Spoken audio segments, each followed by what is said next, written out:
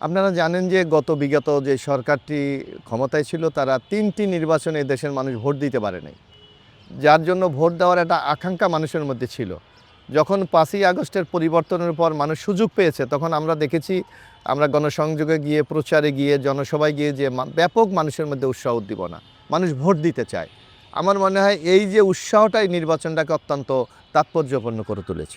আসলে তাদের আমরা দৃশ্যমান তাদের চলাফেরা দেখেছি। কিন্তু নির্বাচনের ব্যাপারে কোনো বিশেষ ভূমিকা তাদেরকে আমরা কিন্তু দেখি নাই। কিন্তু আমার মনে হয়েছে তাদের উপস্থিতিটাই মানে মানুষের মাঝে একটা বার্তা দিয়েছে যে একটি অবাধ, সুস্থ, নিরপেক্ষ নির্বাচন হবে। তারা চমৎকার ভূমিকা পালন করেছে এবং শুধু বাংলাদেশ সেনাবাহিনী না, আমরা দেখেছি যে অন্যান্য যারা নির্বাচনের সাথে সংশ্লিষ্ট ছিল সবার মাঝে একটা আম আ দায়িত্ববোধ ছিল যে নির্বাচনটা ভালো করতে হবে। এই যে একটা তাগিদ, এই তাগিদটাই নির্বাচনটাকে সবচেয়ে প্রতিযোগিতামূলক, অর্থবহ এবং জনগণের কাছে একটা আস্থার পরিবেশ সৃষ্টি করেছে। আমি ১১৪ পটুয়াখালী ৪ নির্বাচনী আসন থেকে আমি প্রতিদ্বন্দ্বিতা করেছি। আমার ওখানে ২টি উপজেলা, কলাপাড়া উপজেলা, রাঙ্গাবালী উপজেলা, ২টি পৌরসভা, কলাপাড়া পৌরসভা এবং কুয়াকাটা, বাংলাদেশের যে একটি দ্বিতীয় সমুদ্র সৈকত, কুয়াকাটা একটা পৌরসভা এবং একটা পুলিশ থানা। এই ৫টি ইউনিটের সমন্বয়ে আমার নির্বাচনী আসনটি গঠিত। এই নির্বাচন নিয়ে আমার ৩টি নির্বাচন। এর আগে জানেন যে ২০০৮-এর নির্বাচন হয়েছিল 111 গভর্নমেন্টের অধীনে। তখন আমাদেরকে নানা প্রেশারের মধ্যে আমাদেরকে ইলেকশন করতে হয়েছে। যার জন্য আমরা কাঙ্ক্ষিত ফলাফল অর্জন করতে আমরা পারি নাই। কিন্তু ২০১৮-তে দেখবেন যে এই নির্বাচনেও আমরা প্রচার চালাতে পারি নাই। আমাদের নেতৃবৃন্দের নামে মিথ্যা মামলা, গ্রেপ্তার এবং আমাদেরকে মাঠেই নামতে দেয়নি। আমাকে মাঠেই নামতে দেয়নি। এবং তারপরও যে আমাদের জনসমর্থন এমন ছিল, তারপরও ওই সরকার বাধ্য হয়েছে যে দিনের ইলেকশন রাতে করার জন্য। আর এবার দেখবেন এই নির্বাচন একটা নিরপেক্ষ নির্বাচন হয়েছে। মানুষের মধ্যে কোনো ধরনের চাপ বা কোনো ধরনের শঙ্কা ছিল না। একটি অবাধ, সুস্থ নির্বাচন হয়েছে বলে আমি প্রায় ৫৪,০০০ ভোটের ব্যবধানে আমার প্রতিদ্বন্দ্বী প্রার্থীকে পরাজিত করে আমি এমপি নির্বাচিত হয়েছি। হ্যাঁ, অবশ্যই। কারণ এবার তো আমি ইলেকশন হয়তো আমি ৩ বার করেছি, কিন্তু আমি তো জয়লাভ তো করেছি এবারেই। আসলে দেখেন, আমরা যখন আমি ঢাকা বিশ্ববিদ্যালয়ের ছাত্র ছিলাম, এরশাদ বিরোধী আন্দোলন যখন তুঙ্গে, তখন আমরা ছাত্র রাজনীতির কর্মী ছিলাম। তখন আমাদের কাছে মনে হয়েছিল এবং আমরা বাংলাদেশটাকে স্বৈরাচার এরশাদ ধ্বংস করে দিয়েছে প্রশাসনিকভাবে, অর্থনৈতিকভাবে এবং সামাজিক যে একটি আমাদের যে একটা কাঠামো, এগুলিকে ভেঙে দিয়েছিল। যার জন্য আমরা তখন ছাত্ররা মনে করেছিলাম এরশাদের বিদায়ের মাধ্যমে বাংলাদেশের একটি উন্নয়নমূলক বাংলাদেশ আমরা তৈরি করতে পারি, সাম্যের বাংলাদেশ তৈরি। ওই থেকে আমার রাজনীতি পথ চলা সক্রিয়ভাবে শুরু। আর আমি বিশেষ করে ছাত্র রাজনীতি করেছি। আমি বেশ কিছু ছাত্র রাজনীতির পদ আমি এর আগে দায়িত্ব পালন করেছি। আমি কবি জসীমউদ্দীন হল জাতীয়তাবাদী ছাত্র দলের কনভেনার ছিলাম। আমি সংসদে নির্বাচিত সমাজসেবা সম্পাদক ছিলাম। আমি জাতীয়তাবাদী ছাত্র দল ঢাকা বিশ্ববিদ্যালয়ের নির্বাচিত সভাপতি ছিলাম। আমি কেন্দ্রীয় কমিটির ২ বার সাংগঠনিক সম্পাদক ছিলাম, সাধারণ সম্পাদক ছিলাম। আমি ঢাকা বিশ্ববিদ্যালয় সিনেটে ৩ বার সিনেট সদস্য ছিলাম এবং বিশেষ করে সেই এরশাদ বিরোধী আন্দোলন থেকে শুরু করে সকল আন্দোলন সংগ্রামে আমার একটা সক্রিয় ভূমিকা ছিল। আমার মনে হয় এই রাজনীতির সাথে সম্পৃক্ত হওয়ার কারণেই আজকে জনগণের পক্ষে কাজ করার একটা তাগিদ আমার মধ্যে অনুভব হয়েছে। সেই তাগিদেই আমি এই নির্বাচনে অংশগ্রহণ করেছি। আসলে আপনি দেখবেন যে নির্বাচনটা তো আমাদের দীর্ঘ প্রায় ২২-২৩ দিন আমরা মাঠে ছিলাম এবং মাঠের যে পরিস্থিতি ছিল, অর্থাৎ ভোটারদের যেই উৎসাহ উদ্দীপনা দেখেছি, তো জয়ের ব্যাপারে আমি নিশ্চিত ছিলাম যে ইনশাল্লাহ যদি অবাধ, সুস্থ, নিরপেক্ষ নির্বাচন হয় হয়তো আমি বিজয়ী হব। সুতরাং আগে থেকে একটা মানসিক প্রস্তুতি ছিল। যখন নির্বাচনের ফলাফলটা ঘোষণা করা হলো, নিশ্চয়ই একটা ভালো লাগার অনুভূতি তো থাকেই এবং সেই ভালোটা লেগেছিল এবং তখন আমাদের নেতাকর্মী, সমর্থকদের পরিবেষ্টিত আমরা ছিলাম। সবাই মিলে এই মুহূর্তটা আমরা চমৎকারভাবে উপভোগ করেছি। যে আসলে আমি ছাত্র রাজনীতির কেন্দ্রের পর্যায় থেকে আমি জড়িত ছিলাম। যার জন্য এমপির ফাংশন কী, মন্ত্রীর ফাংশন কী, রাষ্ট্র কীভাবে চলে, এই কাঠামো সম্বন্ধে আমার একটা ধারণা ছিল। যার জন্য নতুনভাবে খুব একটা উৎসাহ আমার কাছে কিন্তু মনে হয় নাই। বরং আমার মনে হয়েছিল যে আমি একটা নতুন চ্যালেঞ্জের মধ্যে আমি পড়েছি। কারণ নির্বাচনের সময় আমি বেশ কিছু কমিটমেন্ট করেছি এলাকার মানুষের কাছে। সেই কমিটমেন্টগুলো বাস্তবায়ন করাই তখন আমার মাথায় এসে দাঁড়িয়েছিল যে আমি এই চ্যালেঞ্জটা কীভাবে মোকাবেলা করে আগামী দিনে আমার যাত্রাটা শুরু করব। যে কোনো নির্বাচন বা যে কোনো সাফল্যের পিছনে যদি আপনি বিশেষ করে রাজনৈতিক হয়, তাহলে রাজনীতির একটা অনুভূতি, একটা প্রভাব তো থাকেই। পাশাপাশি ব্যক্তিরও কিন্তু একটা অ্যাক্টিভিটিস দরকার হয় এখানে। কারণ আমি ছোটোবেলা থেকে আমি ক্লাস যখন আমি 10-এ পড়ি তখন থেকে কিন্তু আমি রাজনীতির হাতে করি এবং আমি এলাকার যে কোনো নির্বাচনে আমি নিজের অন্য যে কোনো প্রার্থী হতো আমি তাদের পক্ষে কিন্তু প্রচার চালিয়েছি। এবং আমি যে একটা রাজনৈতিক একটা কর্মী বলেন, নেতা বলেন, এরকম একটা অবস্থান আছে, এটা এলাকা আগেই জানতো মানুষ। তো যার কারণে আমার কাছে মনে হয়েছিল যে, এবং তাদেরও একটা প্রত্যাশা ছিল যে আমার মতো একজন প্রার্থীকে যদি বিজয়ী হতে পারে তাহলে তাদের কাঙ্ক্ষিত যে প্রত্যাশা সেটা হয়তো আমি পূরণ করতে পারবো। এই ধরনের একটা ধারণা কিন্তু তাদের মধ্যে আগে ছিল, এবং এটার প্রমাণও আমি দিয়েছিলাম। 2001 থেকে 6 পর্যন্ত যখন বিএনপি ক্ষমতায় ছিল, তখন আমি জাতীয়তাবাদী ছাত্র দলের কেন্দ্রীয় সাধারণ সম্পাদক ছিলাম। আমি ছাত্রদল থেকে বিদায় নিয়ে যাওয়ার পর 2004 সালে তৎকালীন সাবেক প্রধানমন্ত্রী বেগম খালেদা জিয়া আমার এলাকায় গিয়ে আমাকে প্রার্থী হিসাবে ঘোষণা দিয়েছিলেন, এবং আমি মাত্র 1.5 বছরে আমি প্রায় 400 কোটি টাকার উন্নয়নমূলক কাজ করেছিলাম। আপনি যদি কুয়াকাটা, জানি না আপনি গিয়েছেন কিনা কখনো আপনি ট্যুরে, কুয়াকাটা ট্যুরে গেলে যদি দৃশ্যমান যে উন্নয়নগুলি ওই সময় আমি মাননীয় প্রধানমন্ত্রীর মাধ্যমে আমি করাতে সক্ষম হয়েছিলাম।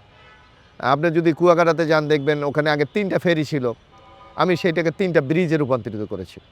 আমি ওখানে কুয়াকাটাকে পর্যটন মোটেল ছিল না, আমি সেগুলো করেছি। ওখানে একটা আমাদের নৃতাত্ত্বিক একটা ঐতিহ্য আছে যে রাখাইন সম্প্রদায়, তাদেরকে জন্য আমি আবাসন ব্যবস্থা করেছি, তাদের মন্দিরকে আমি আধুনিকরণ করে দিয়েছি। আমি কলাপাড়া শিক্ষা প্রতিষ্ঠানে আমি প্রায় 50টা নতুন স্কুলে আমি বিল্ডিং করতে সক্ষম হয়েছিলাম। ওই এলাকায় বিদ্যুৎ ছিল না, আমি পল্লী বিদ্যুতের ব্যবস্থা করেছিলাম। ওখানে হাসপাতাল ছিল 30 শয্যা, আমি একটা 30 শয্যার হাসপাতালকে 50 শয্যায় করেছি। তারপরও কুয়াকাটাতে আপনার কোনো হাসপাতাল ছিল না, ওখানে স্পেশাল মাননীয় প্রধানমন্ত্রীর বিশেষ বরাদ্দে 20 শয্যার একটা হাসপাতাল করেছিলাম। এমনিভাবে নানা উন্নয়নমূলক কাজের মাধ্যমে মানুষের মধ্যে এই আস্থাটা ছিল, যদি আমাকে তারা দায়িত্ব দেয় হয়তো আমি তাদের জন্য আরও বেটার কিছু করতে পারব। আমার পরিবার, বিশেষ করে আমার ওয়াইফ, উনি তো খুবই আমাকে সহযোগিতা করেছে, এবং বরং একটা দুঃখজনক ঘটনা আছে। উনি বর্তমানে অসুস্থ। 2022 সালে আমি যখন গ্রেপ্তার হয়ে জেলে আছি, তখন উনি জেল গেটে আমাকে দেখা করতে গিয়ে জেল গেটে অসুস্থ হয়ে পড়ে ওনাকে স্ট্রোক করেছিলেন। সুতরাং এই স্যাক্রিফাইস তো তাদের আছে। তাছাড়া আমার পারিবারিক লোকজনও এই রাজনীতির কারণে, আপনি জানেন বাংলাদেশের রাজনীতিতে যেটা হয় যে এক দল আরেক দলকে নিচ্ছিন্ন করে দেওয়ার জন্য নানা পদক্ষেপ গ্রহণ করে। তো সেই ক্ষেত্রে আমার পরিবারের উপরও, আমি একটা রাজনৈতিক দলের কর্মী বলেন, নেতা বলেন, তাদের উপরও তো নানা পেশার তারা সবসময় মোকাবেলা করতেই হয়। আসলে আমার বাংলাদেশের যে এলাকা থেকে আমি এমপি নির্বাচিত হয়েছি, ওই এলাকাটা আসলে অর্থনৈতিকভাবে খুবই পিছিয়ে পড়া একটি এলাকা। ওখানে কোনো শিল্প প্রতিষ্ঠানের কোনো ব্যবস্থা নাই। ওখানে মানুষের আয়ের মূল উৎস হলো, একটা হলো কৃষিকাজ, আর একটা হলো মাছ ধরা, মৎস্য আরোহণ। সুতরাং অধিকাংশ মানুষ হলো একটা দরিদ্র সীমার নিচে বসবাস করে। সুতরাং এই লোকগুলিকে কর্মসংস্থানের মধ্যে নিয়ে আসা এবং তাদেরকে অবকাঠামো তৈরি করে দিয়ে আগামী দিনে একটি কর্মসংস্থানের ব্যবস্থা করাই কিন্তু আমাদের জন্য বিরাট চ্যালেঞ্জ।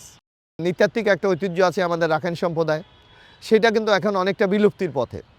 কারণ তারা একসময় যেই সামাজিক কাঠামোতে বসবাস করতেন, যেমন তারা একটু নিরিবিলি পছন্দ করে, তারা তাদের নিজস্ব কিছু ঐতিহ্য আছে, নিজস্ব কালচার আছে, সেগুলি দিনে দিনে বিলুপ্ত হওয়ার কারণে তারা কিন্তু ওই এলাকা ত্যাগ করে অনেকে মিয়ানমারের দিকে চলে যাচ্ছে। সুতরাং আমাদের চ্যালেঞ্জটা হলো, যদি এদেরকে প্রয়োজনীয় আমরা সহায়তা করতে পারি, অর্থাৎ তাদের কালচারকে সংরক্ষণ করতে পারি, এদেরকে যদি নিরাপত্তা দিতে পারি, এদের যদি কর্মসংস্থানের কিছু ব্যবস্থা করতে পারি, তাহলে এই রাখাইন সম্প্রদায়কে ওখানে আরও বাঁচিয়ে রাখা সম্ভব। আর পাশাপাশি আরেকটি জিনিস আপনি মনে রাখবেন যে আমাদের ওখানে বেশ কিছু চ্যালেঞ্জ আছে। সেই চ্যালেঞ্জ হলো, একটা হলো অধিকাংশ লোক মাছ ধরে জীবিকা নির্বাহ করে, কিন্তু এখন হলো সরকার দেখবেন এমন মাঝে মাঝে মাছ ধরার উপর নিষেধাজ্ঞা দেয় যে এতদিন মাছ ধরতে পারবে না। কিন্তু আপনি দেখেন যে কুয়াকাটা থেকে ইন্ডিয়া কিন্তু বর্ডার খুব কাছেই। ওই সময় আমরা দেখি যে আমাদের বাংলাদেশে মাছ ধরাটা বন্ধ, কিন্তু ইন্ডিয়ার বোর্ড আইসা ওখানে আমাদের এখানে মাছ ধরে নিয়ে যায়, যার কারণে আমাদের জেলেরা দিনে দিনে নিঃস্ব হয়ে যাচ্ছে। এই সকল ব্যাপারে যদি সরকারের পক্ষ থেকে পদক্ষেপ নেওয়া যায়, অথবা ইন্ডিয়ার সাথে অ্যাডজাস্ট করে যদি আমাদের এই অবরোধটা দেওয়া যায়, তাহলে হয়তো এই মৎস্যজীবীদেরকে অনেকটা রক্ষা করা সম্ভব হবে। প্রথম সমস্যাটা আমরা মনে করবো যে আমাদের যোগাযোগের নেটওয়ার্ক, একটা রিমোট এরিয়া। বিশেষ করে 2টা উপজেলার নাম আমি বলেছিলাম। একটা উপজেলা কলাপাড়া উপজেলা, যেটা কুয়াকাটা অবস্থিত। আরেকটা উপজেলা আছে রাঙ্গাবালি, সেটা সম্পূর্ণ সমুদ্রের মধ্যে, সেটা টোটালি বিচ্ছিন্ন একটা বদ্বীপের মতো, সাগরের ভিতরে উপজেলাটা অবস্থিত। তাদের যোগাযোগ ব্যবস্থা বলতে গেলে নাই বললেই চলে। এবং আপনি শুনে আশ্চর্য হবেন যে বাংলাদেশে 497টি উপজেলা, আপনি একটা মাত্র উপজেলা যেখানে কোনো হাসপাতাল নেই। এটা এই যুগে এটা চিন্তা করা যায়, সেই উপজেলাটার নাম হলো রাঙ্গাবালি। সুতরাং এই স্বাস্থ্যসেবা উন্নতি করা, যোগাযোগ ব্যবস্থা উন্নতি করা, নদী ভাঙ্গন একটা ইম্পর্টেন্ট প্রবলেম। নদী বা সাগর ভাঙ্গা, আমি 2টা বলতে পারবো, আপনার 2টা জিনিস আমার ওখানে আছে, নদীও ভাঙ্গে, সাগরও ভাঙ্গে। এই ভাঙন রোধ। এবং আরেকটি জিনিস আছে, আমাদের অধিকাংশ জেলে তো মৎস্য আরোহণ করে, কিন্তু এটাকে প্রক্রিয়াজাতকরণের জন্য কোনো ব্যবস্থা নাই। যদি সেখানে কোনো এই মৎস্য প্রক্রিয়াজাতকরণ অঞ্চলের কোনো কিছু করা যায়, হয়তো এই মৎস্যজীবী মানুষগুলি বেঁচে যেতে পারে। আমার কাছে মনে হয়েছিল প্রথম হলো আমি তাদেরই লোক। কারণ আমি ছোটোবেলা আপনি দেখেন আমি খুব সিম্পল চলাফেরা করি। আমি একটা দলের কেন্দ্রীয় কমিটির কিন্তু সম্পাদক, বিএনপির কেন্দ্রীয় প্রশিক্ষণ সম্পাদক, আমি ছাত্র দলের জেনারেল সেক্রেটারি ছিলাম, আমি ঢাকা বিশ্ববিদ্যালয়ের সভাপতি ছিলাম। সুতরাং বাংলাদেশে যেই দেখা যায় যে একটা নেতা যদি উপরে পর্যায়ে যায়, তার মধ্যে আলাদা একটা স্টাইল সে চালু করে, কিন্তু আমি কিন্তু এখনও সাধারণ মানুষের মতো চলি। এই জিনিসটা আমার এলাকার মানুষ ব্যাপকভাবে মনে হয় তাদেরকে আকর্ষণ করে। আর আমার সাথে কথা বলতে হলে যে কোনো প্রোটোকল লাগে না, কোনো কিছু লাগে না, যে কোনো লোক যে কোনো সময় এসে কথা বলতে পারে। এই যে একটা সারল্যতা, এইটা আমার মনে হয় সাধারণ মানুষকে আকর্ষণ করেছে। আর যেটা আরেকটা বলেছিলাম, 2001 থেকে 2006 পর্যন্ত বেগম খালেদা জিয়ার সহায়তায় আমি যে ডেভেলপমেন্ট ওয়ার্কগুলো করেছিলাম, এইটাও তাদের মধ্যে আলাদা একটা আস্থা নিয়ে এসেছে। আর আমি কিছু ধরেন ঢাকা ইউনিভার্সিটিতে রাজনীতি করার কারণে বাংলাদেশের প্রশাসনে যারা আছে, অনেকে আমার বন্ধু, অনেকে ছোট ভাই, বড় ভাই, যার জন্য যে কোনো সংকট সমাধানে আমার জন্য খুব ইজি হয়ে যায়। একটা সমস্যা হলে আমি সরাসরি তাদের কাছে বলে দিতে পারি যে আমার এই প্রবলেম দেখেন, অথবা দেখো এটা কীভাবে দ্রুত সংকট করা যায়। এই ধরনের আমি অনেক সংকটগুলো খুব তাৎক্ষণিক সমাধান করে দিতে পারি, যেটাও জনগণের কাছে একটা আলাদা আগ্রহ তৈরি করেছে। আমার আসলে আমি দুটা ওখানে স্বপ্ন মানুষকে দেখিয়েছি। একটা হলো যে আপনি জানেন যে ওখানে দ্বিতীয় সমুদ্র বন্দর হলো কুয়াকাটা। আপনি নিচে গিয়েছেন কিনা আমি জানি না। কুয়াকাটা যে ধরনের অবকাঠামো থাকা দরকার, অথবা যেই ধরনের এই পর্যটকদের জন্য যে ধরনের চিত্র বিনোদন অথবা অন্যান্য আনুষঙ্গিক ব্যবস্থা করা দরকার, সেটা কিছুই ওখানে নাই। তাই আমার মূল টার্গেট হলো যদি কুয়াকাটাকে আমরা একটা ইন্টারন্যাশনাল স্ট্যান্ডার্ডে আমরা ট্যুরিস্ট জোন করতে পারি, তাহলে এখানে দুটা কাজ হবে। একটা হলো ব্যাপক কর্মসংস্থান বিনিয়োগ হবে, বিনিয়োগ হয়ে তো বাই প্রোডাক্ট আমার কর্মসংস্থান হবে, কর্মসংস্থান হলে এলাকায় একটা অর্থনৈতিক গতি সঞ্চার হবে। এটা হলো আমার এক। 2 নম্বরে আপনি দেখেন ওখানে একটা পোর্ট আছে, পায়রা পোর্ট। পায়রা পোর্টটার নামে মাত্র পায়রা পোর্ট, ওখানে অবকাঠামো তৈরি করা আছে। শুধুমাত্র গভর্নমেন্ট যদি সদিচ্ছা এটাকে যদি পুরোপুরি কার্যকরী করা যায়, চালু করা যায়, তাহলে কিন্তু ওই এলাকাটা ব্যাপক অর্থনৈতিক প্রবাহ তৈরি হবে। এবং এর সাথে যদি আমরা একটা ইকোনমিক জোন তৈরি করতে পারি এবং বিভিন্ন যারা ইনভেস্টর তাদেরকে যদি ওখানে আমন্ত্রণ জানাতে পারি, তাহলে আমার মনে হয় বিরাট একটা অর্থনৈতিক কর্মকাণ্ড ওখানে শুরু করা যায়। যার জন্য একদিকে কুয়াকাটাকে আন্তর্জাতিক পর্যটনে গড়ে তোলা, আর পায়রা পোর্টকে যদি আমরা সক্রিয়ভাবে চিটাগাং পোর্ট অথবা মোংলা পোর্টের মধ্যে কার্যকরী করতে পারি, তাহলে জাতীয় অর্থনীতির ক্ষেত্রে একটা ব্যাপক গতি আসবে। এই দুইটাই হলো আমার মূল টার্গেট। কুয়াকাটাকে আন্তর্জাতিক পর্যটন করতে হলে তো এটাতে একটা প্ল্যান দরকার, মাস্টার প্ল্যান দরকার এবং বাজেট দরকার। আর পায়রা পোর্টকেও যদি আপনি করতে হয়, সেখানেও একটা বাজেট দরকার। কোনো পরিকল্পনা করে এটাকে বাস্তবায়ন করার ক্ষেত্রে তো মিনিমাম 1 বছরে কতটুকু পারা যায় সম্ভব না। আমি 1 বছরের মধ্যে করতে চাই ছোট ছোট যেই সংকটগুলি আছে। 100 দিনের প্ল্যানের মধ্যে আমাদের মূল হলো যে ওখানে আইন শৃঙ্খলাকে একটা কাঙ্ক্ষিত পর্যায়ে উন্নীত করা, এবং আমরা সন্ত্রাসকে আমরা জিরো টলারেন্সে আমরা নিয়ে যেতে চাই। মানুষের মাঝে এই একটা আস্থা অর্জন করতে চাই যে আমি এমপি না, আমি সংসদ সদস্য, আমি তাদেরই একজন। এই যে একটা সমতার সামাজিক ব্যবস্থা, এই জিনিসটাকে আমি 100 দিনের মধ্যে আগে কার্যকরী করতে চাই। এখানে আমি একটু একটা কথা বলতে চাই, আপনি একটু লক্ষ্য করবেন যে আমরা বিএনপির যে রাষ্ট্র মেরামতের যে 31 দফা, সেখানে কিন্তু আমরা এডুকেশনের ক্ষেত্রে আমরা দুটো পর্যায়ের কথা বলেছি। একটা হলো নিড বেস এডুকেশন, আর একটা নলেজ বেস এডুকেশন। অর্থাৎ একটা আমরা বলছি অনেক স্টুডেন্ট আছে তারা খুব ব্রিলিয়ান্ট না, তাদেরকে আমরা ধরেন মেট্রিক বা ইন্টারমিডিয়েট পর তাদেরকে একটা টেকনিক্যাল সাইডে আমরা নিয়ে যেতে চাই, যাতে তারা শিখে একটা কর্মসংস্থান তৈরি করতে পারে। তো এইটা যদি গভর্নমেন্ট এই প্রক্রিয়াটাকে আমরা এই প্রজেক্টটাকে যদি আমরা শুরু করতে পারি, তাহলে আমরা হয়তো আমার এলাকায় হয়তো এই ধরনের একটা বৃত্তিমূলক প্রশিক্ষণের মাধ্যমে একটা কর্মসংস্থানের ব্যবস্থা করা যেতে পারে। আর যারা আমরা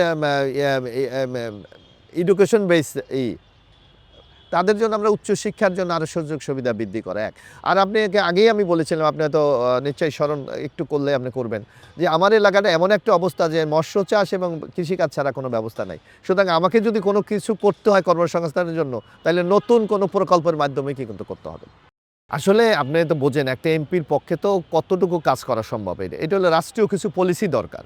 এবং সেই পলিসিকে যেমন আমরা একটা কর্মসূচি ইতিমধ্যে নিয়েছি, আপনার দেশে লক্ষ্য করবেন গতকালকে মাননীয় প্রধানমন্ত্রী বলেছে যে আমরা ইলেকশনের সময় একটা জিনিস বলেছিলাম যে ফ্যামিলি কার্ড, আপনার নিশ্চয়ই মনে এবং আমরা এটা দেখেছিলাম লোকালে, এটা খুব ব্যাপক সাড়া ফেলেছেন বিশেষ করে নারীদের মধ্যে।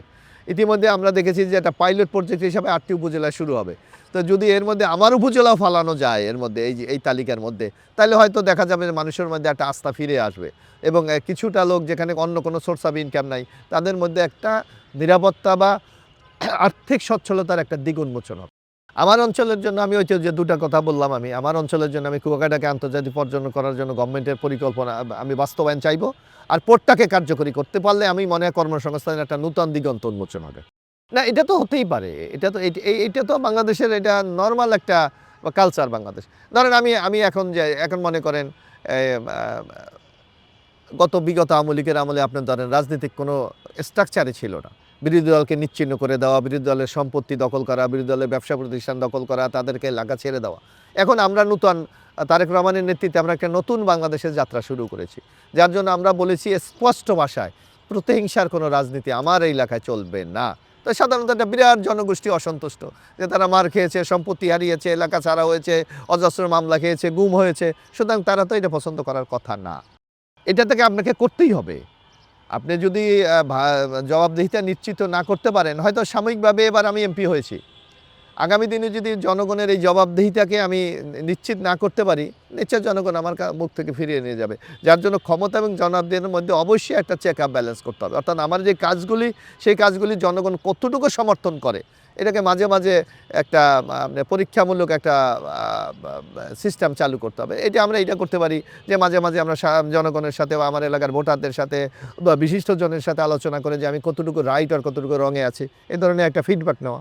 এইটা তো উন্নয়ন পাবে না সেটা না, হয়তো কাঙ্ক্ষিত পর্যায়টা উন্নীত করা যায় না। কারণ আপনি জানেন যে টোটাল যে কোনো নির্বাচনী আসনে আপনার গভর্নমেন্টের একটা নর্মাল একটা অ্যালোকেশন কিন্তু থাকে, কারণ আমরা ট্যাক্স দেই না।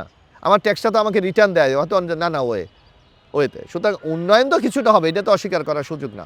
হয়তো যে কমিটমেন্টটা আমরা করেছি সেইটা হয়তো বাস্তবায়নে বিলম্ব হচ্ছে, এই ক্ষেত্রে তাদের মধ্যে একটা হতাশা, ক্ষোভ থাকতেই পারে। যিনি আমার এবার প্রতিদ্বন্দ্বী ছিলেন, উনি একসময় আমার দলে একই সাথে আমি রাজনীতি করতাম।